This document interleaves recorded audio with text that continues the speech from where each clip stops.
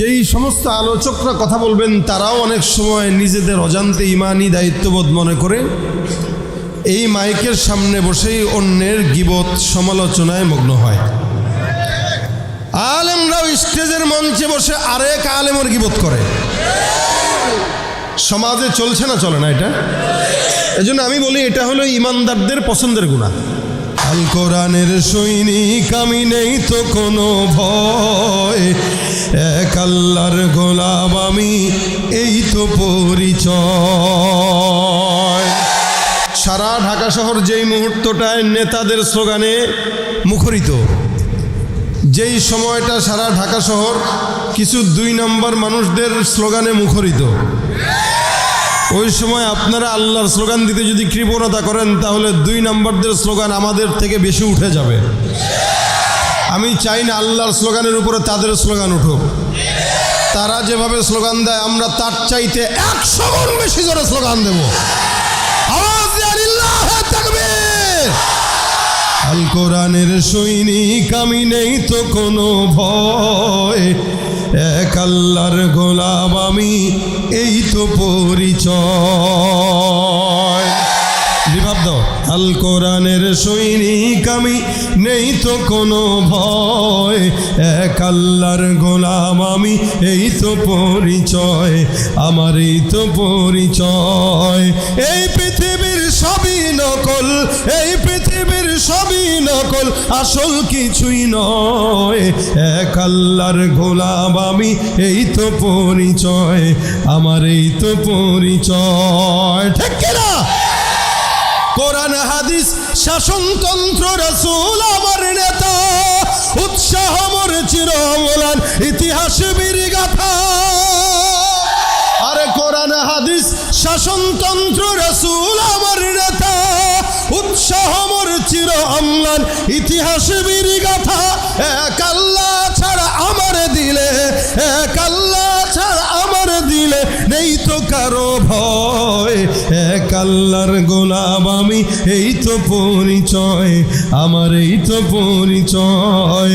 আল কোরআনের সৈনিক আমি, নেই তো কোনো ভয়, এক আল্লাহর গোলাম আমি, এই তো পরিচয়, আমার এই তো পরিচয়। আমরা কার গোলাম? আল্লাহ পাক তার গোলাম হিসেবে কবুল করুন। আমি আপনাদের সামনে এমন একটা আয়াত তেলাওয়াত করেছি, সচরাচর আমাদের সমাজে ওয়াজের ময়দানে এই সমস্ত বিষয় একটু কম আলোচনা করা হয়, যার কারণে যেই সমস্ত আলোচকরা কথা বলবেন তারাও অনেক সময় নিজেদের অজান্তে ঈমানি দায়িত্ববোধ মনে করে এই মাইকের সামনে বসেই অন্যের গীবত সমালোচনায় মগ্ন হয়। খুব বুঝবেন, কোনো ইমানদার, কোনো নামাজি, এই ইমানদারকে যদি বলা হয় ভাই আপনি মদ খান, নামাজিকে যদি বলা হয় মদ খান, খাবে? খাবে না। নামাজিকে যদি বলা হয় আপনি সুদ খান, খাবে? নামাজি অর্থাৎ আপনাদেরকে যদি বলা হয় ঘুষ খান, সম্ভব? আপনারা বলবেন ঘুষ আমরা খাবো কেন, ঘুষ তো খায় অফিসার। না, ঘুষ সবাই খাইতে পারে। স্বার্থের উপরে পুঁজি করে সবাই ঘুষ খাইতে পারে। ইমানদারদেরকে মদ খাইতে বলবেন, খাবে না। ইমানদারদেরকে সুদ খাইতে বলবেন, খাবে না, নেবে না, দেবেও না। ইমানদারদেরকে শরাব পান করতে বলবেন, করবে না। ইমানদারদেরকে সবার সামনে বিড়ি টানতে বলবেন, টানবে না। কিন্তু ইমানদারকে একটা কথা নিষেধ করবেন, ওইটা করবে। অর্থাৎ ইমানদারদের সবচেয়ে পছন্দের একটি গুনাহ আছে, যেই গুনাহের নাম হচ্ছে গীবত। জোরে বলেন কি? এটা ইমানদারদের পছন্দের গুনাহ। কেন পছন্দের বললাম? ইমানদার মদ খাওয়াকে যেমন গুনাহ মনে করে, তেমনই পছন্দ করে গীবত করাকে। এই জন্য মসজিদের কাতারে বসেও মসজিদের ইমাম সাহেবের বিরুদ্ধে গীবত গায়। রাজনীতিবিদরা তাদের মঞ্চে বসে বসে প্রকাশ্যে গীবত করে ভিন্ন রাজনীতি দলের। আলেমরাও স্টেজের মঞ্চে বসে আরেক আলেমের গীবত করে। সমাজে চলছে না চলে না এটা?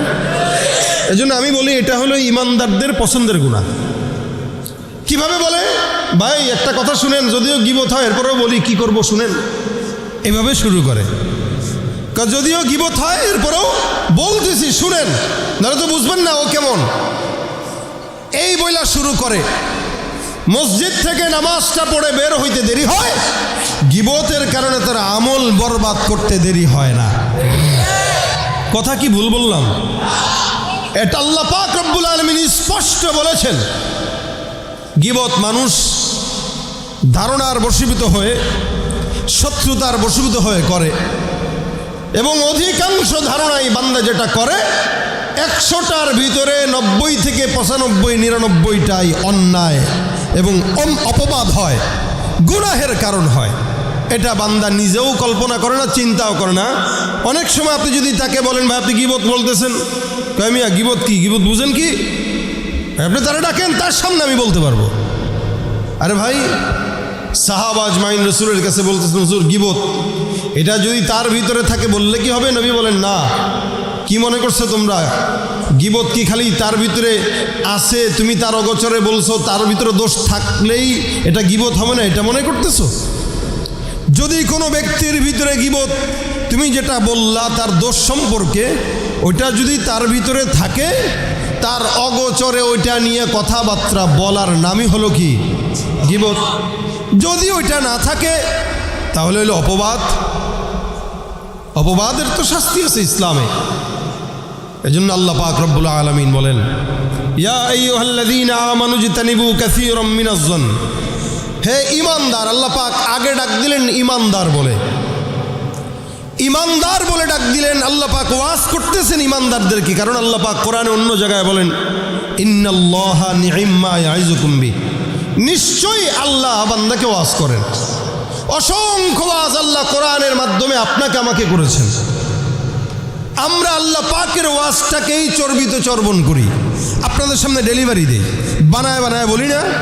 আল্লাহ পাক যেগুলো বলেছেন ওগুলো থেকেই তো বলি, তাকরার করি।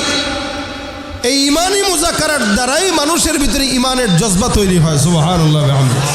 ইমানি মুজাকারার দ্বারা, এটা হাকিমুল উম্মাত আশরাফুল থানভী রাহমাতুল্লাহ বলেছেন। আল্লাহ পাক বলেন ইয়া আইয়ুহাল্লাযীনা আমানু, হে মুমিন, ইজতানিবু কাসীরাম মিনাজ-যন। আল্লাহ জানে যে মুমিনরা ইমানদার হয়েও গীবত নামক গুনাহ করবে, অন্যের দোষ চর্চায় লিপ্ত হবে, অন্যের উপরে অন্যের ব্যাপারে অযথা খারাপ ধারণা পোষণ করবে। এই জন্য আল্লাহ পাক মুমিনদেরকে সম্বোধন করে বলেন ইয়া আইয়ুহাল্লাযীনা আমানু ইজতানিবু কাসীরাম মিনাজ-যন। হে মুমিন, অধিকাংশ ধারণা থেকে তোমরা হেফাজত থাকো। কেন?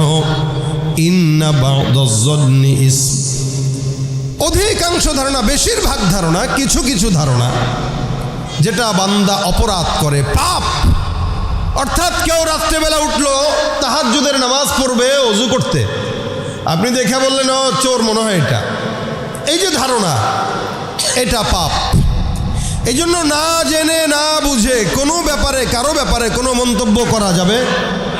আপনি জানেন না, চিনেন না, কখনো দেখেনও নাই, পরিচিতও হন নাই, কথাও বলেন নাই, আন্দাজের উপরে ধারণা একটা। কই দেখছেন? কমিয়া নিজে দেখছি, নিজে। বলে কই? কারে আমি দেখছি তো। কার কাছে? কয় দেখছি বলতে যে দেখছে তার থেকে শুনছি। ভাই তার থেকে শুনছো? বলে হ্যাঁ। কে দেখছে? অমুকে। ও মিথ্যা কথা বলে না, ও নামাজি।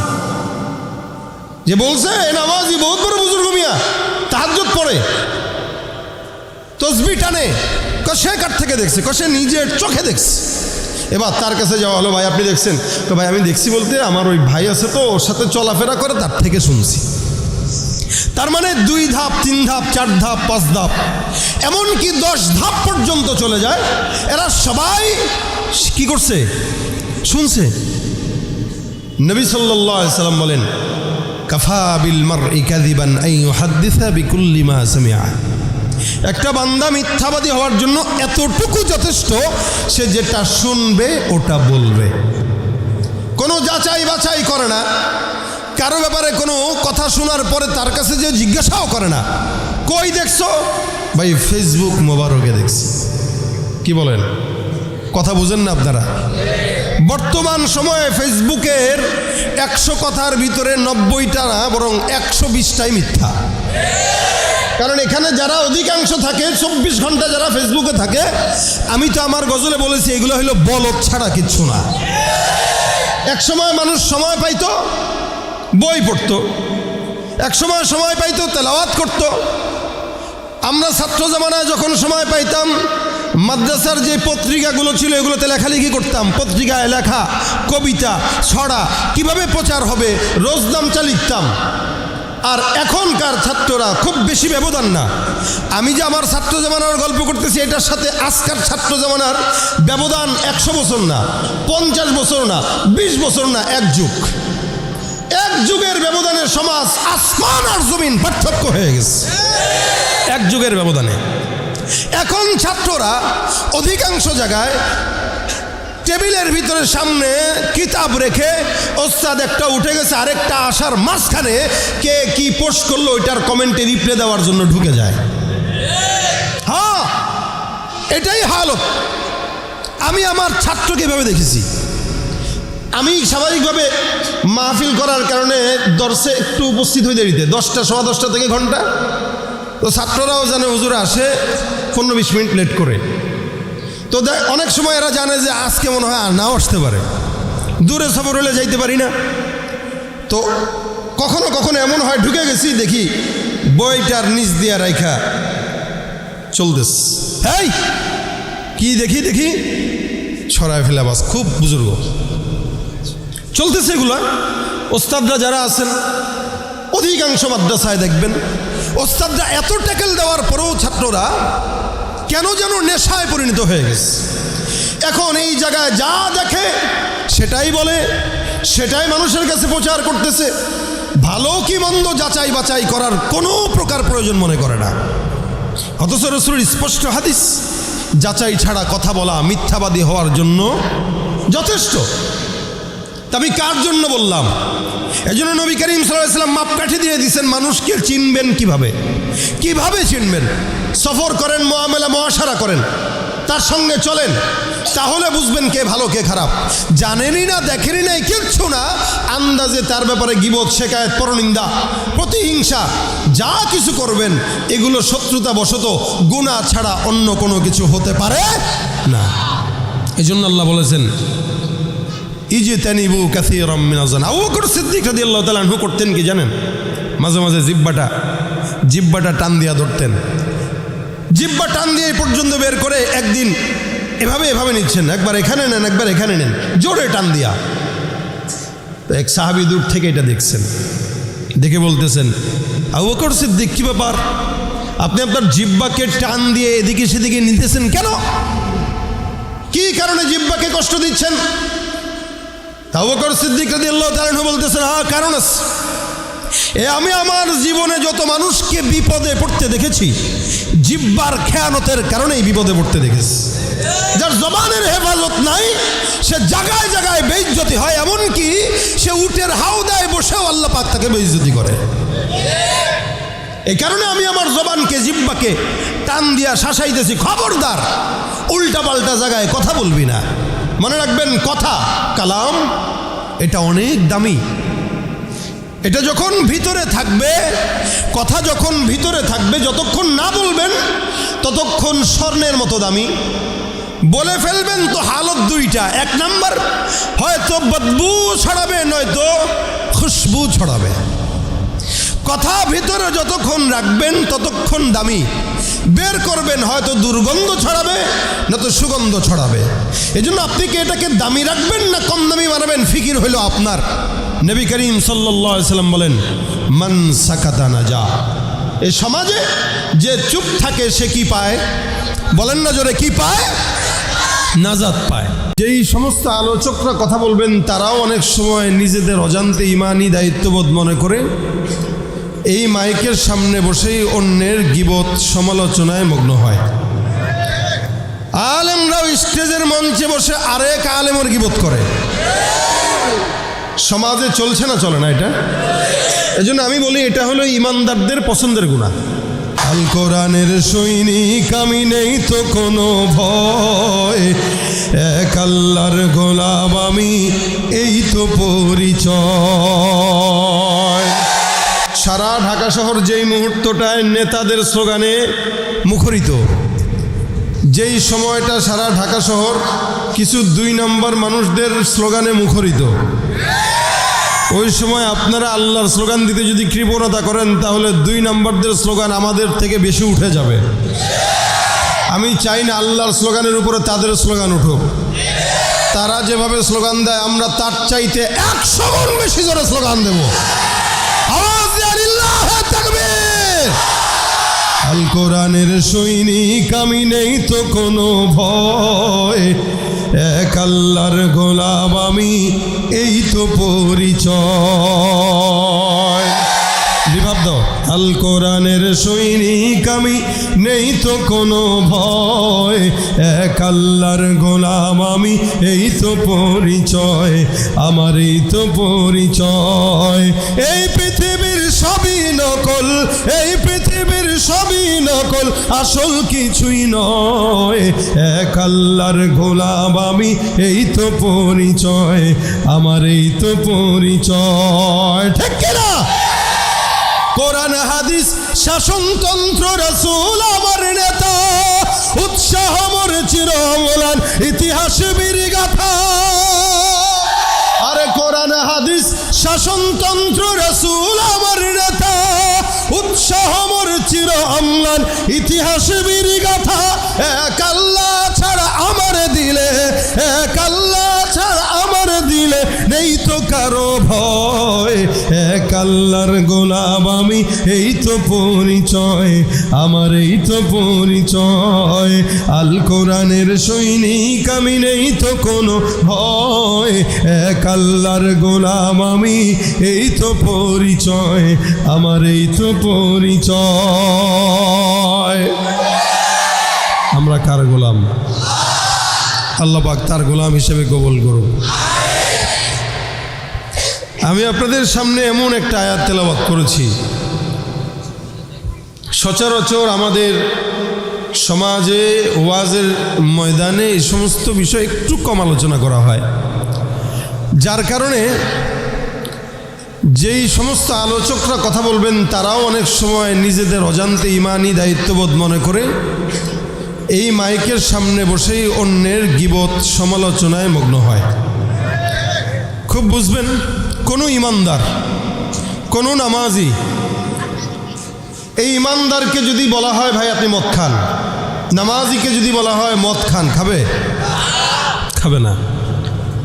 নামাজিকে যদি বলা হয় আপনি সুদ খান, খাবে? নামাজি অর্থাৎ আপনাদেরকে যদি বলা হয় ঘুষ খান, সম্ভব? আপনারা বলবেন ঘুষ আমরা খাবো কেন, ঘুষ তো খায় অফিসার। না, ঘুষ সবাই খাইতে পারে, স্বার্থের উপরে পুঁজি করে সবাই ঘুষ খাইতে পারে। ইমানদারদেরকে মদ খাইতে বলবেন, খাবে না। ইমানদারদেরকে সুদ খাইতে বলবেন, খাবে না, নেবে না, দেবেও না। ইমানদারদেরকে শরাব পান করতে বলবেন, করবে না। ইমানদারদেরকে সবার সামনে বিড়ি টানতে বলবেন, টানবে না। কিন্তু ইমানদারকে একটা কথা নিষেধ করবেন, ওটা করবে। অর্থাৎ ইমানদারদের সবচেয়ে পছন্দের একটি গুনাহ আছে, যেই গুনাহের নাম হচ্ছে গীবত। জোরে বলেন কি? এটা ইমানদারদের পছন্দের গুনাহ। কেন পছন্দের বললাম? ইমানদার মদ খাওয়াকে যেমন গুনাহ মনে করে, তেমনি পছন্দ করে গীবত করাকে। এই জন্য মসজিদের কাতারে বসেও মসজিদের ইমাম সাহেবের বিরুদ্ধে গীবত গায়। রাজনীতিবিদরা তাদের মঞ্চে বসে বসে প্রকাশ্যে গীবত করে ভিন্ন রাজনীতি দলের। আলেমরাও স্টেজের মঞ্চে বসে আরেক আলেমের গীবত করে। সমাজে চলছে না, চলে না এটা? এজন্য আমি বলি এটা হলো ইমানদারদের পছন্দের গুনাহ। কিভাবে বলে? ভাই একটা কথা শুনেন, যদিও গীবত হয় এরপরেও বলি কি করব শুনেন, এভাবে শুরু করে। যদিও গীবত হয় এরপরেও বলতেছি শুনেন, নাহলে তো বুঝবেন না ও কেমন। এই বইলা শুরু করে। মসজিদ থেকে নামাজটা পড়ে বের হইতে দেরি হয়, গীবতের কারণে তার আমল বরবাদ করতে দেরি হয় না। কথা কি ভুল বললাম? এটা আল্লাহ পাক রব্বুল আলামিন স্পষ্ট বলেছেন। গীবত মানুষ ধারণার বশীভূত হয়ে, শত্রুতার বশীভূত হয়ে করে, এবং অধিকাংশ ধারণাই বান্দা যেটা করে 100টার ভিতরে 90 থেকে 95, 99টাই অন্যায় এবং অপবাদ হয়, গুনাহের কারণ হয়। এটা বান্দা নিজেও কল্পনা করে না, চিন্তাও করে না। অনেক সময় আপনি যদি তাকে বলেন ভাই আপনি গীবত বলতেছেন, মিয়া গীবত কি, গীবত বুঝেন কি? আপনি তারা ডাকেন, তার সামনে আমি বলতে পারবো। আরে ভাই, সাহাবা আজমাইন রাসূলের কাছে বলতেছেন হুজুর গীবত, এটা যদি তার ভিতরে থাকে বললে কি হবে? নবী বলেন না। কি মনে করছো তোমরা? গীবত কি খালি তার ভিতরে আছে, তুমি তার অগোচরে বলছো, তার ভিতরে দোষ থাকলেই এটা গীবত হবে না, এটা মনে করতেছো? যদি কোনো ব্যক্তির ভিতরে গীবত, তুমি যেটা বললা তার দোষ সম্পর্কে, ওইটা যদি তার ভিতরে থাকে, তার অগোচরে ওইটা নিয়ে কথাবার্তা বলার নামই হলো কি? গীবত। যদি ওইটা না থাকে তাহলে হলো অপবাদ। অপবাদের তো শাস্তি আছে ইসলামে। এজন্য আল্লাহ পাক রব্বুল আলামিন বলেন, ইয়া আইয়ুহাল্লাযীনা আমানু ইজতানিবু কাসীরাম মিনাজ-যন। হে ঈমানদার, আল্লাহ পাক আগে ডাক দিলেন ঈমানদার বলে, ঈমানদার বলে ডাক দিলেন। আল্লাহ পাক ওয়াজ করতেছেন ঈমানদারদেরকে, কারণ আল্লাহ পাক কোরআনে অন্য জায়গায় বলেন ইন্নাল্লাহা নি'ম্মা ইয়াইযুকুম বি, নিশ্চয়ই আল্লাহ বান্দাকে ওয়াজ করেন। অসংখ্য ওয়াজ আল্লাহ কোরআনের মাধ্যমে আপনাকে আমাকে করেছেন। আমরা আল্লাহ পাকের ওয়াজটাকেই চর্বিত চর্বণ করি, আপনাদের সামনে ডেলিভারি দেই, বানায় বানায় বলি না। আল্লাহ পাক যেগুলো বলেছেন ওগুলো থেকেই তো বলি, তাকরার করি। এই ইমানি মুজাকারার দ্বারাই মানুষের ভিতরে ইমানের জজবা তৈরি হয়। সুবহানাল্লাহ ওয়া বিহামদিহি। ইমানি মুজাকারার দ্বারা, এটা হাকিমুল উম্মাত আশরাফি থানভী রাহমাতুল্লাহ বলেছেন। আল্লাহ পাক বলেন ইয়া আইয়ুহাল্লাযীনা আমানু, হে মুমিন, ইজতানিবু কাসীরাম মিনাজ-যন। আল্লাহ জানে যে মুমিনরা ইমানদার হয়েও গীবত নামক গুনাহ করবে, অন্যের দোষ চর্চায় লিপ্ত হবে, অন্যের উপরে অন্যের ব্যাপারে অযথা খারাপ ধারণা পোষণ করবে। এই জন্য আল্লাহ পাক মুমিনদেরকে সম্বোধন করে বলেন ইয়া আইয়ুহাল্লাযীনা আমানু ইজতানিবু কাসীরাম মিনাজ-যন। হে মুমিন, অধিকাংশ ধারণা থেকে তোমরা হেফাজত থাকো। কেন? ইন্না বা'দাজ-যন্নি ইসম। অধিকাংশ ধারণা, বেশিরভাগ ধারণা, কিছু কিছু ধারণা যেটা বান্দা অপরাধ করে, পাপ। অর্থাৎ কেউ রাত্রেবেলা উঠলো, তাহাজ্জুদের নামাজ পড়বে ওযু করতে, আপনি দেখে বললেন ও চোর মনে হয় এটা, এই যে ধারণা, এটা পাপ। এই জন্য না জেনে না বুঝে কোনো ব্যাপারে, কারো ব্যাপারে কোনো মন্তব্য করা যাবে। আপনি জানেন না, চিনেন না, কখনো দেখেনও নাই, পরিচিত হন নাই, কথাও বলেন নাই, আন্দাজের উপরে ধারণা একটা। কই দেখছেন? কমিয়া নিজে দেখছি, নিজে। বলে কই? কারে আমি দেখছি তো। কার কাছে? কয় দেখছি বলতে যে দেখছে তার থেকে শুনছি। ভাই তার থেকে শুনছো? বলে হ্যাঁ। কে দেখছে? অমুকে। ও মিথ্যা কথা বলে না, ও নামাজি। যে বলছে এ নামাজি, বহুত বড় বুজুর্গ মিয়া, তাহাজ্জুদ পড়ে, তসবিহ টানে। সে কার থেকে দেখছে? সে নিজের চোখে দেখছে। এবার তার কাছে যাওয়া হলো, ভাই আপনি দেখছেন? তো ভাই আমি দেখছি বলতে আমার ওই ভাই আছে তো, ওর সাথে চলাফেরা করে, তার থেকে শুনছি। তার মানে 2 ধাপ, 3 ধাপ, 4 ধাপ, 5 ধাপ, এমনকি 10 ধাপ পর্যন্ত চলে যায়। এরা সবাই কি করছে? শুনছে। নবী সাল্লাল্লাহু আলাইহি সাল্লাম বলেন কাফা বিল মারই কাযিবান আন ইউহাদ্দিসা বিকুল্লি মা সামিআ। একটা বান্দা মিথ্যাবাদী হওয়ার জন্য এতটুকু যথেষ্ট, সে যেটা শুনবে ওটা বলবে, কোনো যাচাই বাছাই করে না। কারো ব্যাপারে কোনো কথা শোনার পরে তার কাছে যে জিজ্ঞাসাও করে না, কই দেখছো? ভাই ফেসবুক মোবারকে দেখছি। কি বলেন? কথা বুঝেন না আপনারা? বর্তমান সময়ে ফেসবুকের 100 কথার ভিতরে 90টা না, বরং 120টাই মিথ্যা। কারণ এখানে যারা অধিকাংশ থাকে, 24 ঘন্টা যারা ফেসবুকে থাকে, আমি তো আমার গজলে বলেছি এগুলো হলো বলদ ছাড়া কিচ্ছু না। এক সময় মানুষ সময় পাইতো বই পড়তো, এক সময় সময় পাইতো তেলাওয়াত করত। আমরা ছাত্র জামানায় যখন সময় পাইতাম মাদ্রাসার যে পত্রিকাগুলো ছিল এগুলোতে লেখালেখি করতাম, পত্রিকায় লেখা কবিতা ছড়া কিভাবে প্রচার হবে রোজনামচা লিখতাম। আর এখনকার ছাত্ররা খুব বেশি ব্যবধান না। আমি যে আমার ছাত্র জামানার গল্প করতেছি এটার সাথে আজকার ছাত্র জামানার ব্যবধান 100 বছর না, 50 বছর না, 20 বছর না, এক যুগ। এক যুগের ব্যবধানে সমাজ আসমান আর জমিন পার্থক্য হয়ে গেছে, এক যুগের ব্যবধানে। এখন ছাত্ররা অধিকাংশ জায়গায় টেবিলের ভিতরে সামনে কিতাব রেখে ওস্তাদ একটা উঠে গেছে আরেকটা আসার মাঝখানে কে কি পোস্ট করলো ওইটার কমেন্টে রিপ্লাই দেওয়ার জন্য ঢুকে যায়। হ্যাঁ, এটাই হালত। আমি আমার ছাত্রকে এভাবে দেখেছি। আমি স্বাভাবিকভাবে মাহফিল করার কারণে দর্শে একটু উপস্থিত হয়ে দেরিতে 10টা, 10:15 থেকে ঘন্টা। তো ছাত্ররাও জানে হুজুর আসে 15-20 মিনিট লেট করে। তো অনেক সময় এরা জানে যে আজকে মনে হয় আর নাও আসতে পারে, দূরে সফর হলে যাইতে পারি না। তো কখনো কখনো এমন হয় ঢুকে গেছি দেখি বইটার নিচ দিয়া রাইখা চলতেস। এই কি দেখি ছড়ায় ফেলা বাস, খুব বুজুর্গ চলতেছে এগুলা।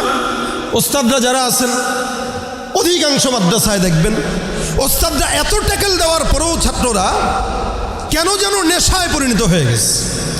এখন এই জায়গায় যা দেখে সেটাই বলে, সেটাই মানুষের কাছে প্রচার করতেছে। ভালো কি মন্দ যাচাই বাছাই করার কোনো প্রকার প্রয়োজন মনে করে না। অথচ রাসূলের স্পষ্ট হাদিস, যাচাই ছাড়া কথা বলা মিথ্যাবাদী হওয়ার জন্য যথেষ্ট। আমি কার জন্য বললাম? এজন্য নবী করিম সাল্লাল্লাহু আলাইহি ওয়াসাল্লাম মাপকাঠি দিয়ে দিয়েছেন মানুষকে চিনবেন কিভাবে। কিভাবে চিনবেন? সফর করেন, মুআমালা মুআশারা করেন, তার সঙ্গে চলেন, তাহলে বুঝবেন কে ভালো কে খারাপ। জানেনই না, দেখেনই নাই, কিচ্ছু না, আন্দাজে তার ব্যাপারে গীবত, শিকায়েত, পরনিন্দা, প্রতিহিংসা যা কিছু করবেন এগুলো শত্রুতা বশত, গুনাহ ছাড়া অন্য কোনো কিছু হতে পারে না। এজন্য আল্লাহ বলেছেন ইজতানিবু কাসীরাম মিনাজ যান। আবু বকর সিদ্দিক রাদিয়াল্লাহু তাআলা আনহু করতেন কি জানেন? মাঝে মাঝে জিহ্বাটা টান দিয়া ধরতেন। জিহ্বা টান দিয়ে পর্যন্ত বের করে একদিন এভাবে নিচ্ছেন, একবার এখানে নেন, একবার এখানে নেন, জোরে টান দিয়া। তো এক সাহাবী দূর থেকে এটা দেখছেন, দেখে বলতেছেন আবু বকর সিদ্দিক কি ব্যাপার, আপনি আপনার জিহ্বাকে টান দিয়ে এদিকে সেদিকে নিতেছেন কেন? কি কারণে জিহ্বাকে কষ্ট দিচ্ছেন? আবু বকর সিদ্দিক রাদিয়াল্লাহু তাআলা আনহু বলতেছেন, কারণ আছে। আমি আমার জীবনে যত মানুষকে বিপদে পড়তে দেখেছি জিহ্বার খেয়ানতের কারণেই বিপদে পড়তে দেখেছি। যার জবানের হেফাজত নাই সে জায়গায় জায়গায় বেইজ্জতি হয়, এমনকি সে উটের হাওদায় বসেও আল্লাহ পাক তাকে বেইজ্জতি করে। এই কারণে আমি আমার জবানকে, জিহ্বাকে টান দিয়া শাসাইতেছি, খবরদার উল্টা পাল্টা জায়গায় কথা বলবি না। মনে রাখবেন, কথা, কালাম এটা অনেক দামি। এটা যখন ভিতরে থাকবে, কথা যখন ভিতরে থাকবে, যতক্ষণ না বলবেন ততক্ষণ স্বর্ণের মতো দামি। বলে ফেলবেন তো হালত দুইটা, এক নাম্বার হয়তো বদবু ছড়াবে, নয়তো খুশবু ছড়াবে। কথা ভিতরে যতক্ষণ রাখবেন ততক্ষণ দামি। বের করবেন হয়তো দুর্গন্ধ ছড়াবে, নয়তো সুগন্ধ ছড়াবে। এজন্য আপনি কি এটাকে দামি রাখবেন না কম দামি বানাবেন, ফিকির হইল আপনার। নবী করিম সাল্লাল্লাহু আলাইহি ওয়াসাল্লাম বলেন, মান সাকাতা নাজা। এই সমাজে যে চুপ থাকে সে কি পায়? বলেন না জোরে, কি পায়? নাজাত পায়।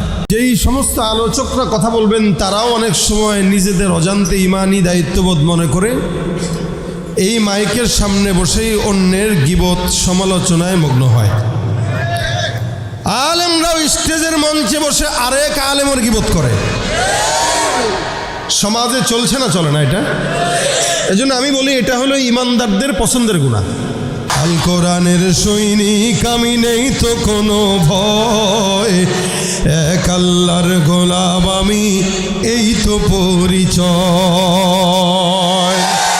সারা ঢাকা শহর যেই মুহূর্তটায় নেতাদের স্লোগানে মুখরিত, যেই সময়টা সারা ঢাকা শহর কিছু 2 নম্বর মানুষদের স্লোগানে মুখরিত, ওই সময় আপনারা আল্লাহর স্লোগান দিতে যদি কৃপণতা করেন তাহলে 2 নম্বরদের স্লোগান আমাদের থেকে বেশি উঠে যাবে। আমি চাই না আল্লাহর স্লোগানের উপরে তাদের স্লোগান উঠুক। তারা যেভাবে স্লোগান দেয় আমরা তার চাইতে 100 গুণ বেশি জোরে স্লোগান দেব। আওয়াজ দিয়ে আল্লাহু তাকবীর। আল কোরআনের সৈনিক আমি, নেই তো কোনো ভয়, এক আল্লাহর গোলাম আমি, এই তো পরিচয়। বিভাব দাও। আল কোরআনের সৈনিক আমি, নেই তো কোনো ভয়, এক আল্লাহর গোলাম আমি, এই তো পরিচয়, আমার এই তো পরিচয়। এই পৃথিবীর সবই নকল, এই পৃথিবীর সবই নকল, আসল কিছুই নয়, এক আল্লাহর গোলাম আমি, এই তো পরিচয়, আমার এই তো পরিচয়। ঠিক কিনা? কোরআন হাদিস শাসনতন্ত্র রাসূল আমার নেতা, উৎসাহ মোর চিরমলান ইতিহাস বীর গাথা। আরে কোরআন হাদিস শাসনতন্ত্র রাসূল আমার নেতা, উৎসাহ মোর চিরমলান ইতিহাস বীর গাথা। এক আল্লাহ ছাড়া আমার দিলে, এক আল্লাহ ছাড়া আমার দিলে নেই তো কারো ভয়, এক আল্লাহর গোলাম আমি, এই তো পরিচয়, আমার এই তো পরিচয়। আল কোরআনের সৈনিক আমি, নেই তো কোনো ভয়, এক আল্লাহর গোলাম আমি, এই তো পরিচয়, আমার এই তো পরিচয়। আমরা কার গোলাম? আল্লাহ পাক তার গোলাম হিসেবে কবুল করুন। আমি আপনাদের সামনে এমন একটা আয়াত তেলাওয়াত করেছি, সচরাচর আমাদের সমাজে ওয়াজের ময়দানে এই সমস্ত বিষয় একটু কম আলোচনা করা হয়, যার কারণে যেই সমস্ত আলোচকরা কথা বলবেন তারাও অনেক সময় নিজেদের অজান্তে ইমানি দায়িত্ববোধ মনে করে এই মাইকের সামনে বসেই অন্যের গীবত সমালোচনায় মগ্ন হয়।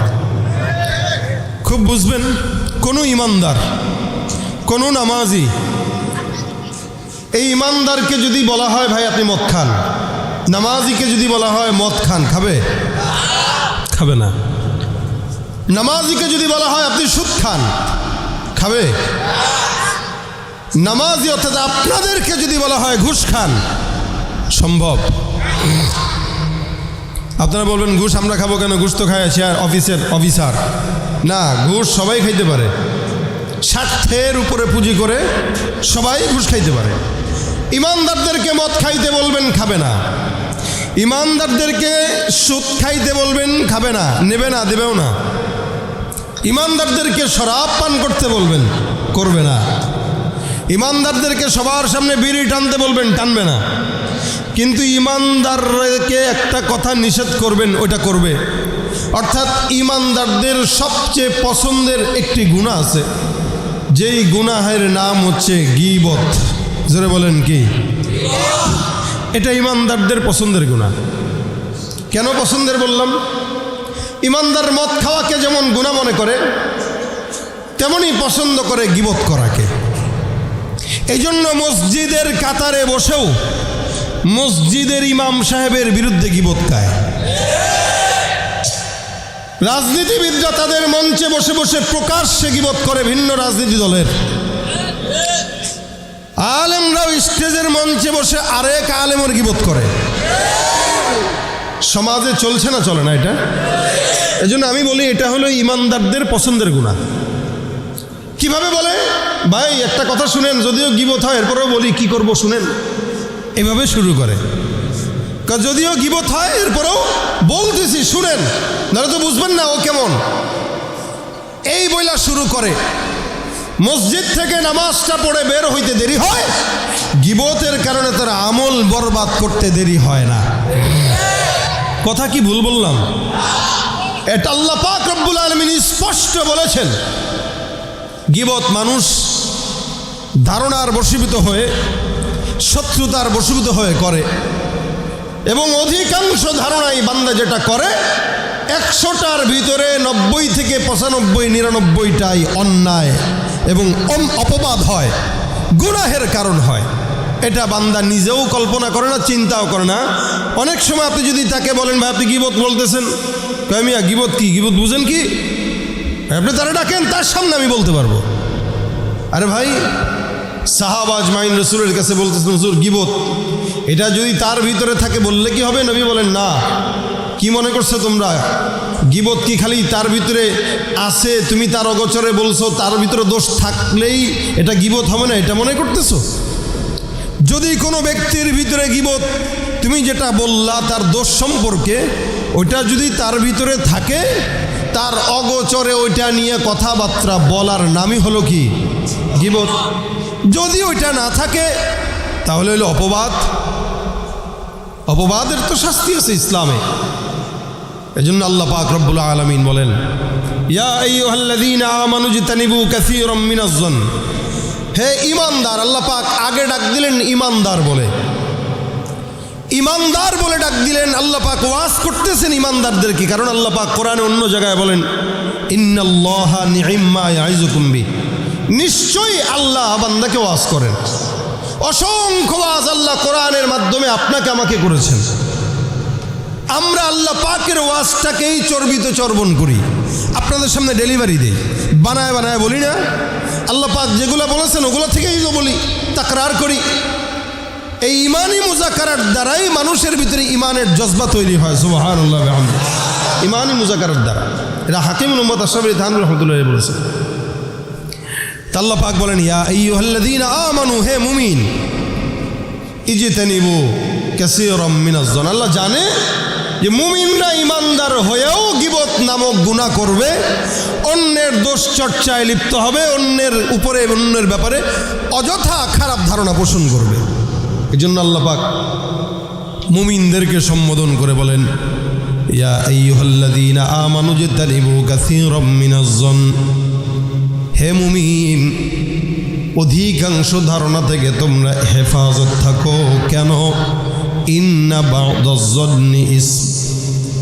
অধিকাংশ ধারণা, বেশিরভাগ ধারণা, কিছু কিছু ধারণা যেটা বান্দা অপরাধ করে, পাপ। অর্থাৎ কেউ রাত্রেবেলা উঠলো, তাহাজ্জুদের নামাজ পড়বে ওযু করতে, আপনি দেখে বললেন ও চোর মনে হয় এটা, এই যে ধারণা, এটা পাপ। এই জন্য না জেনে না বুঝে কোনো ব্যাপারে, কারো ব্যাপারে কোনো মন্তব্য করা যাবে।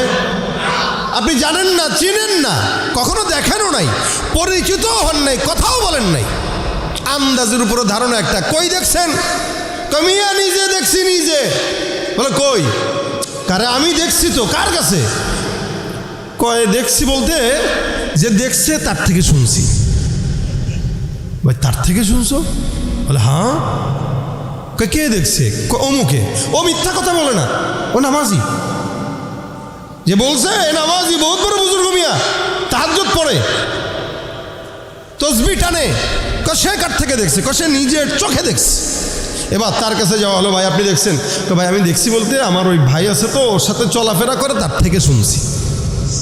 তার মানে 2 ধাপ 3 ধাপ 4 ধাপ 5 ধাপ, এমনকি 10 ধাপ পর্যন্ত চলে যায়। এরা সবাই কি করছে? শুনছে। নবী সাল্লাল্লাহু আলাইহি সাল্লাম বলেন কাফা বিল মারই কাযিবান আন ইউহাদ্দিসা বিকুল্লি মা সামিআ। একটা বান্দা মিথ্যাবাদী হওয়ার জন্য এতটুকু যথেষ্ট, সে যেটা শুনবে ওটা বলবে, কোনো যাচাই বাছাই করে না। কারো ব্যাপারে কোনো কথা শোনার পরে তার কাছে যে জিজ্ঞাসাও করে না, কই দেখছো? ভাই ফেসবুক মোবারকে দেখছি। কি বলেন? কথা বুঝেন না আপনারা? বর্তমান সময়ে ফেসবুকের 100 কথার ভিতরে 90টা না, বরং 120টাই মিথ্যা। কারণ এখানে যারা অধিকাংশ থাকে, 24 ঘন্টা যারা ফেসবুকে থাকে, আমি তো আমার গজলে বলেছি এগুলো হলো বলদ ছাড়া কিচ্ছু না। এক সময় মানুষ সময় পাইতো বই পড়তো, এক সময় পাইতো তেলাওয়াত করত। আমরা ছাত্র জামানায় যখন সময় পাইতাম, মাদ্রাসার যে পত্রিকাগুলো ছিল এগুলোতে লেখালেখি করতাম। পত্রিকায় লেখা কবিতা, ছড়া কিভাবে প্রচার হবে, রোজনামচা লিখতাম। আর এখনকার ছাত্ররা খুব বেশি ব্যবধান না। আমি যে আমার ছাত্র জামানার গল্প করতেছি, এটার সাথে আজকার ছাত্র জামানার ব্যবধান 100 বছর না, 50 বছর না, 20 বছর না, এক যুগ। এক যুগের ব্যবধানে সমাজ আসমান আর জমিন পার্থক্য হয়ে গেছে, এক যুগের ব্যবধানে। এখন ছাত্ররা অধিকাংশ জায়গায় টেবিলের ভিতরে সামনে কিতাব রেখে ওস্তাদ একটা উঠে গেছে আরেকটা আসার মাঝখানে কে কি পোস্ট করলো ওইটার কমেন্টে রিপ্লে দেওয়ার জন্য ঢুকে যায়। হ্যাঁ, এটাই হালত। আমি আমার ছাত্রকে এভাবে দেখেছি। আমি স্বাভাবিকভাবে মাহফিল করার কারণে দর্শে একটু উপস্থিত হয়ে দেরিতে, 10টা, 10:15 থেকে ঘন্টা। তো ছাত্ররাও জানে হুজুরে আসে 15-20 মিনিট লেট করে। তো অনেক সময় এরা জানে যে আজকে মনে হয় আর নাও আসতে পারে, দূরে সফর হলে যাইতে পারি না। তো কখনো কখনো এমন হয় ঢুকে গেছি, দেখি বইটার নিচ দিয়া রাইখা চলতেস। এই কি দেখি ছড়ায় ফেলা বাস, খুব বুজুর্গ চলতেছে এগুলা। ওস্তাদরা যারা আছেন অধিকাংশ মাদ্রাসায় দেখবেন ওস্তাদরা এত ট্যাকেল দেওয়ার পরেও ছাত্ররা কেন যেন নেশায় পরিণত হয়ে গেছে। এখন এই জায়গায় যা দেখে সেটাই বলে, সেটাই মানুষের কাছে প্রচার করতেছে। ভালো কি মন্দ যাচাই বাছাই করার কোনো প্রকার প্রয়োজন মনে করে না। অথচ রাসূলের স্পষ্ট হাদিস, যাচাই ছাড়া কথা বলা মিথ্যাবাদী হওয়ার জন্য যথেষ্ট। আমি কার জন্য বললাম? এজন্য নবী করিম সাল্লাল্লাহু আলাইহি ওয়াসাল্লাম মাপকাঠি দিয়ে দিয়েছেন, মানুষকে চিনবেন কিভাবে চিনবেন। সফর করেন, মুআমালা মুআশারা করেন, তার সঙ্গে চলেন, তাহলে বুঝবেন কে ভালো কে খারাপ। জানেনই না, দেখেনই নাই, কিচ্ছু না, আন্দাজে তার ব্যাপারে গীবত, শিকায়েত, পরনিন্দা, প্রতিহিংসা যা কিছু করবেন এগুলো শত্রুতা বশত, গুনাহ ছাড়া অন্য কোনো কিছু হতে পারে না। এজন্য আল্লাহ বলেছেন ইজতানিবু কাসীরাম মিনাজ যান। আবু বকর সিদ্দিক রাদিয়াল্লাহু তাআলা আনহু করতেন কি জানেন? মাঝে মাঝে জিহ্বাটা টান দিয়া ধরতেন। জিহ্বা টান দিয়ে এই পর্যন্ত বের করে একদিন এভাবে নিচ্ছেন, একবার এখানে নেন, একবার এখানে নেন, জোরে টান দিয়া। তো এক সাহাবী দূর থেকে এটা দেখছেন, দেখে বলতেছেন, আবু বকর সিদ্দিক কি ব্যাপার, আপনি আপনার জিহ্বাকে টান দিয়ে এদিকে সেদিকে নিতেছেন কেন? কি কারণে জিহ্বাকে কষ্ট দিচ্ছেন? আবু বকর সিদ্দিক রাদিয়াল্লাহু তাআলা আনহু বলতেছেন, কারণ আছে। আমি আমার জীবনে যত মানুষকে বিপদে পড়তে দেখেছি, জিহ্বার খেয়ানতের কারণেই বিপদে পড়তে দেখেছি। যার জবানের হেফাজত নাই সে জায়গায় জায়গায় বেইজ্জতি হয়, এমনকি সে উটের হাওদায় বসেও আল্লাহ পাক তাকে বেইজ্জতি করে। এই কারণে আমি আমার জবানকে, জিহ্বাকে টান দিয়া শাসাইতেছি, খবরদার উল্টা পাল্টা জায়গায় কথা বলবি না। মনে রাখবেন, কথা, কালাম এটা অনেক দামি।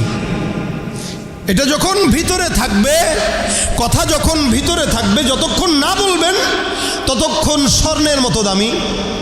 বলে ফেলবেন তো হালত দুইটা, এক নাম্বার হয়তো বদবু ছড়াবে, নয়তো খুশবু ছড়াবে। কথা ভিতরে যতক্ষণ রাখবেন ততক্ষণ দামি। বের করবেন হয়তো দুর্গন্ধ ছড়াবে, নয়তো সুগন্ধ ছড়াবে। এজন্য আপনি কি এটাকে দামি রাখবেন না কম দামি বানাবেন, ফিকির হইল আপনার। নবী করিম সাল্লাল্লাহু আলাইহি ওয়াসাল্লাম বলেন, মান সাকাতা নাজা। এই সমাজে যে চুপ থাকে সে কি পায়? বলেন না জোরে, কি পায়? নাজাত পায়। যেই সমস্ত আলোচকরা কথা বলবেন তারাও অনেক সময় নিজেদের অজান্তে ইমানি দায়িত্ববোধ মনে করে এই মাইকের সামনে বসেই অন্যের গীবত, সমালোচনায় মগ্ন হয়। আলেমরাও স্টেজের মঞ্চে বসে আরেক আলেমের গীবত করে। সমাজে চলছে না, চলে না এটা? এজন্য আমি বলি এটা হলো ইমানদারদের পছন্দের গুনাহ। আল কোরআনের সৈনিক আমি, নেই তো কোনো ভয়, এক আল্লাহর গোলাম আমি, এই তো পরিচয়। সারা ঢাকা শহর যেই মুহূর্তটায় নেতাদের স্লোগানে মুখরিত, যেই সময়টা সারা ঢাকা শহর কিছু 2 নম্বর মানুষদের স্লোগানে মুখরিত, ওই সময় আপনারা আল্লাহর স্লোগান দিতে যদি কৃপণতা করেন তাহলে 2 নম্বরদের স্লোগান আমাদের থেকে বেশি উঠে যাবে। আমি চাই না আল্লাহর স্লোগানের উপরে তাদের স্লোগান উঠুক। তারা যেভাবে স্লোগান দেয় আমরা তার চাইতে 100 গুণ বেশি জোরে স্লোগান দেব। আওয়াজ দিয়ে আল্লাহ আল কোরআনের সৈনিক আমি, নেই তো কোনো ভয়, এক আল্লাহর গোলাম আমি, এই তো পরিচয়। বিভাব দাও। আল কোরআনের সৈনিক আমি, নেই তো কোনো ভয়, এক আল্লাহর গোলাম আমি, এই তো পরিচয়, আমার এই তো পরিচয়।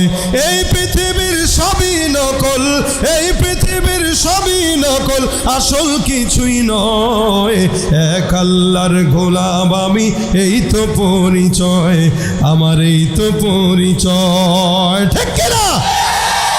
কোরআন হাদিস শাসনতন্ত্র রাসূল আমার নেতা, উৎসাহ মোর চিরমলান ইতিহাস বীর গাথা।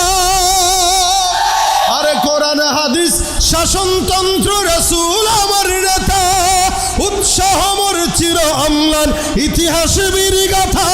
এক আল্লাহ ছাড়া আমার দিলে, এক আল্লাহ ছাড়া আমার দিলে, নেই তো কারো ভয়, এক আল্লাহর গোলাম আমি, এই তো পরিচয়, আমার এই তো পরিচয়। আল কোরআনের সৈনিক আমি, নেই তো কোনো ভয়, এক আল্লাহর গোলাম আমি, এই তো পরিচয়, আমার এই তো পরিচয়।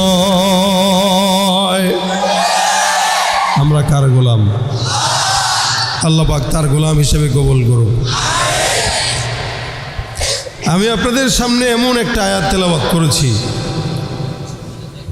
সচরাচর আমাদের সমাজে ওয়াজের ময়দানে এই সমস্ত বিষয় একটু কম আলোচনা করা হয়, যার কারণে যেই সমস্ত আলোচকরা কথা বলবেন তারাও অনেক সময় নিজেদের অজান্তে ইমানি দায়িত্ববোধ মনে করে এই মাইকের সামনে বসেই অন্যের গীবত সমালোচনায় মগ্ন হয়। খুব বুঝবেন, কোনো ইমানদার, কোনো নামাজি, এই ইমানদারকে যদি বলা হয় ভাই আপনি মদ খান, নামাজিকে যদি বলা হয় মদ খান, খাবে? খাবে না। নামাজিকে যদি বলা হয় আপনি সুদ খান, খাবে? নামাজি অর্থাৎ আপনাদেরকে যদি বলা হয় ঘুষ খান, সম্ভব? আপনারা বলবেন ঘুষ আমরা খাবো কেন, ঘুষ তো খায় চেয়ার অফিসের অফিসার।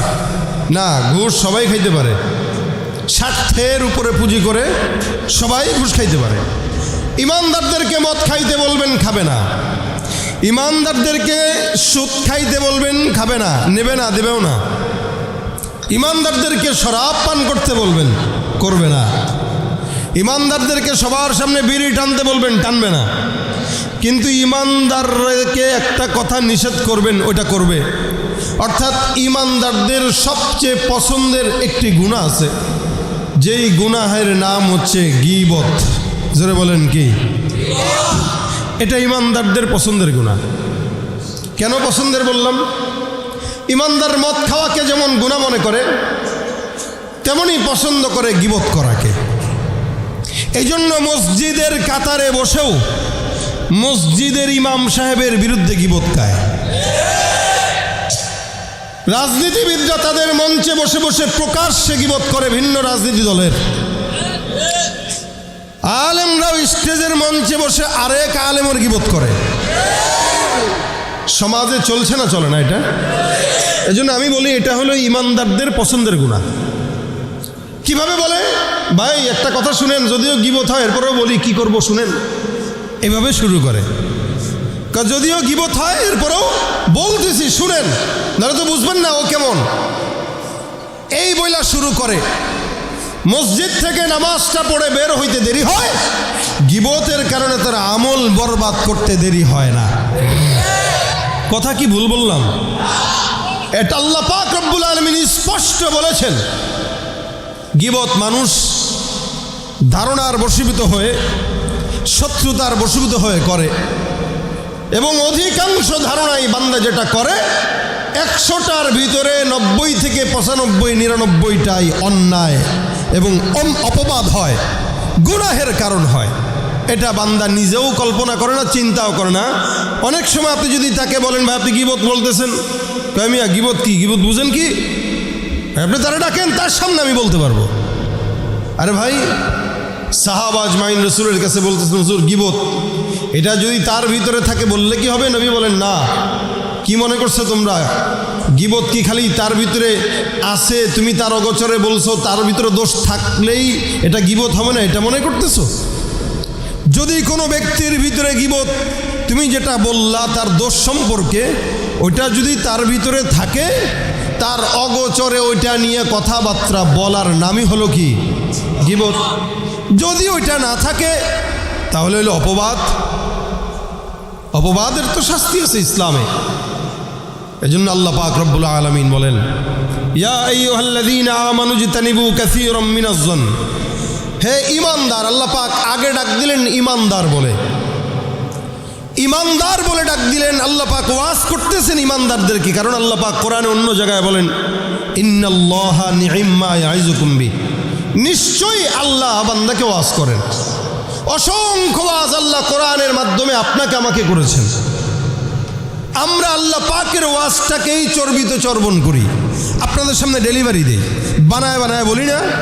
আল্লাহ পাক যেগুলো বলেছেন ওগুলো থেকেই তো বলি, তাকরার করি। এই ইমানি মুজাকারার দ্বারাই মানুষের ভিতরে ইমানের জজবা তৈরি হয়। সুবহানাল্লাহ ওয়া বিহামদিহি। ইমানি মুজাকারার দ্বারা। এটা হাকিম মুহাম্মদ আশরাফ আলী থানভী রাহমাতুল্লাহ বলেছেন। আল্লাহ পাক বলেন, ইয়া আইয়ুহাল্লাযীনা আমানু, হে মুমিন, ইজতানিবু কাসীরাম মিনাজ-যন। আল্লাহ জানে যে মুমিনরা ইমানদার হয়েও গীবত নামক গুনাহ করবে, অন্যের দোষ চর্চায় লিপ্ত হবে, অন্যের উপরে অন্যের ব্যাপারে অযথা খারাপ ধারণা পোষণ করবে। এই জন্য আল্লাহ পাক মুমিনদেরকে সম্বোধন করে বলেন, ইয়া আইয়ুহাল্লাযীনা আমানু ইজতানিবু কাসীরাম মিনাজ-যন। হে মুমিন, অধিকাংশ ধারণা থেকে তোমরা হেফাজত থাকো। কেন? ইন্না বা'দাজ-যন্নি ইসম। অধিকাংশ ধারণা, বেশিরভাগ ধারণা, কিছু কিছু ধারণা যেটা বান্দা অপরাধ করে, পাপ। অর্থাৎ কেউ রাত্রেবেলা উঠলো, তাহাজ্জুদের নামাজ পড়বে ওযু করতে, আপনি দেখে বললেন ও চোর মনে হয় এটা, এই যে ধারণা, এটা পাপ। এই জন্য না জেনে না বুঝে কোনো ব্যাপারে, কারো ব্যাপারে কোনো মন্তব্য করা যাবে। আপনি জানেন না, চিনেন না, কখনো দেখেনও নাই, পরিচিত হন নাই, কথাও বলেন নাই, আন্দাজের উপরে ধারণা একটা। কই দেখছেন? কমিয়া নিজে দেখছি, নিজে। বলে কই? কারে আমি দেখছি তো। কার কাছে? কয় দেখছি বলতে যে দেখছে তার থেকে শুনছি। ভাই তার থেকে শুনছো? বলে হ্যাঁ। কে দেখছে? অমুকে। ও মিথ্যা কথা বলে না, ও নামাজি। যে বলছে এ নামাজি, বহুত বড় বুজুর্গ মিয়া, তাহাজ্জুদ পড়ে, তসবিহ টানে। সে কার থেকে দেখছে? সে নিজের চোখে দেখছে। এবার তার কাছে যাওয়া হলো, ভাই আপনি দেখছেন? তো ভাই আমি দেখছি বলতে আমার ওই ভাই আছে তো, ওর সাথে চলাফেরা করে, তার থেকে শুনছি। তার মানে 2 ধাপ 3 ধাপ 4 ধাপ 5 ধাপ, এমনকি 10 ধাপ পর্যন্ত চলে যায়। এরা সবাই কি করছে? শুনছে। নবী সাল্লাল্লাহু আলাইহি সাল্লাম বলেন, কাফা বিল মারই কাযিবান আন ইউহাদ্দিসা বিকুল্লি মা সামিআ। একটা বান্দা মিথ্যাবাদী হওয়ার জন্য এতটুকু যথেষ্ট, সে যেটা শুনবে ওটা বলবে। কোনো যাচাই বাছাই করে না, কারো ব্যাপারে কোনো কথা শোনার পরে তার কাছে যে জিজ্ঞাসাও করে না, কই দেখছো? ভাই ফেসবুক মোবারকে দেখছি। কি বলেন? কথা বুঝেন না আপনারা? বর্তমান সময়ে ফেসবুকের 100 কথার ভিতরে 90টা না, বরং 120টাই মিথ্যা। কারণ এখানে যারা অধিকাংশ থাকে, 24 ঘন্টা যারা ফেসবুকে থাকে, আমি তো আমার গজলে বলেছি এগুলো হলো বলদ ছাড়া কিচ্ছু না। এক সময় মানুষ সময় পাইতো বই পড়তো, এক সময় সময় পাইতো তেলাওয়াত করত। আমরা ছাত্র জামানায় যখন সময় পাইতাম, মাদ্রাসার যে পত্রিকাগুলো ছিল এগুলোতে লেখালেখি করতাম। পত্রিকায় লেখা কবিতা, ছড়া কিভাবে প্রচার হবে রোজনামচা লিখতাম। আর এখনকার ছাত্ররা খুব বেশি ব্যবধান না। আমি যে আমার ছাত্র জামানার গল্প করতেছি, এটার সাথে আজকার ছাত্র জামানার ব্যবধান 100 বছর না, 50 বছর না, 20 বছর না, 1 যুগ। 1 যুগের ব্যবধানে সমাজ আসমান আর জমিন পার্থক্য হয়ে গেছে, 1 যুগের ব্যবধানে। এখন ছাত্ররা অধিকাংশ জায়গায় টেবিলের ভিতরে সামনে কিতাব রেখে ওস্তাদ একটা উঠে গেছে, আরেকটা আসার মাঝখানে কে কি পোস্ট করলো ওইটার কমেন্টে রিপ্লাই দেওয়ার জন্য ঢুকে যায়। হ্যাঁ, এটাই হালত। আমি আমার ছাত্রকে এভাবে দেখেছি। আমি স্বাভাবিকভাবে মাহফিল করার কারণে দর্শে একটু উপস্থিত হয়ে দেরিতে, 10টা, 10:15 থেকে ঘন্টা। তো ছাত্ররাও জানে হুজুর আসে 15-20 মিনিট লেট করে। তো অনেক সময় এরা জানে যে আজকে মনে হয় আর নাও আসতে পারে, দূরে সফর হলে যাইতে পারি না। তো কখনো কখনো এমন হয় ঢুকে গেছি, দেখি বইটার নিচ দিয়া রাইখা চলতেস। এই কি দেখি ছড়ায় ফেলা, বাস খুব বুজুর্গ চলতেছে এগুলা। ওস্তাদরা যারা আছেন অধিকাংশ মাদ্রাসায় দেখবেন ওস্তাদরা এত ট্যাকেল দেওয়ার পরেও ছাত্ররা কেন যেন নেশায় পরিণত হয়ে গেছে। এখন এই জায়গায় যা দেখে সেটাই বলে, সেটাই মানুষের কাছে প্রচার করতেছে। ভালো কি মন্দ যাচাই বাছাই করার কোনো প্রকার প্রয়োজন মনে করে না। অথচ রাসূলের স্পষ্ট হাদিস, যাচাই ছাড়া কথা বলা মিথ্যাবাদী হওয়ার জন্য যথেষ্ট। আমি কার জন্য বললাম? এজন্য নবী করিম সাল্লাল্লাহু আলাইহি ওয়াসাল্লাম মাপকাঠি দিয়ে দিয়েছেন মানুষকে চিনবেন কিভাবে চিনবেন। সফর করেন, মুআমালা মুআশারা করেন, তার সঙ্গে চলেন, তাহলে বুঝবেন কে ভালো কে খারাপ। জানেনই না, দেখেনই নাই, কিচ্ছু না, আন্দাজে তার ব্যাপারে গীবত, শিকায়েত, পরনিন্দা, প্রতিহিংসা যা কিছু করবেন এগুলো শত্রুতা বশত, গুনাহ ছাড়া অন্য কোনো কিছু হতে পারে না। এজন্য আল্লাহ বলেছেন ইজতানিবু কাসীরাম মিনাজ যান। আবু বকর সিদ্দিক রাদিয়াল্লাহু তাআলা আনহু করতেন কি জানেন? মাঝে মাঝে জিহ্বাটা টান দিয়া ধরতেন। জিহ্বা টান দিয়ে এই পর্যন্ত বের করে একদিন এভাবে নিচ্ছেন, একবার এখানে নেন, একবার এখানে নেন, জোরে টান দিয়া। তো এক সাহাবী দূর থেকে এটা দেখছেন, দেখে বলতেছেন, আবু বকর সিদ্দিক কি ব্যাপার, আপনি আপনার জিহ্বাকে টান দিয়ে এদিকে সেদিকে নিতেছেন কেন? কি কারণে জিহ্বাকে কষ্ট দিচ্ছেন? আবু বকর সিদ্দিক রাদিয়াল্লাহু তাআলা আনহু বলতেছেন, হ্যাঁ কারণ আছে। আমি আমার জীবনে যত মানুষকে বিপদে পড়তে দেখেছি জিহ্বার খেয়ানতের কারণেই বিপদে পড়তে দেখেছি। যার জবানের হেফাজত নাই সে জায়গায় জায়গায় বেইজ্জতি হয়, এমনকি সে উটের হাওদায় বসেও আল্লাহ পাক তাকে বেইজ্জতি করে। এই কারণে আমি আমার জবানকে, জিহ্বাকে টান দিয়া শাসাইতেছি, খবরদার উল্টা পাল্টা জায়গায় কথা বলবি না। মনে রাখবেন, কথা, কালাম এটা অনেক দামি। এটা যখন ভিতরে থাকবে, কথা যখন ভিতরে থাকবে, যতক্ষণ না বলবেন ততক্ষণ স্বর্ণের মতো দামি। বলে ফেলবেন তো হালত দুইটা, এক নাম্বার হয়তো বদবু ছড়াবে, নয়তো খুশবু ছড়াবে। কথা ভিতরে যতক্ষণ রাখবেন ততক্ষণ দামি। বের করবেন হয়তো দুর্গন্ধ ছড়াবে, নয়তো সুগন্ধ ছড়াবে। এজন্য আপনি কি এটাকে দামি রাখবেন না কম দামি বানাবেন, ফিকির হইল আপনার। নবী করিম সাল্লাল্লাহু আলাইহি ওয়াসাল্লাম বলেন, মান সাকাতা নাজা। এই সমাজে যে চুপ থাকে সে কি পায়? বলেন না জোরে, কি পায়? নাজাত পায়।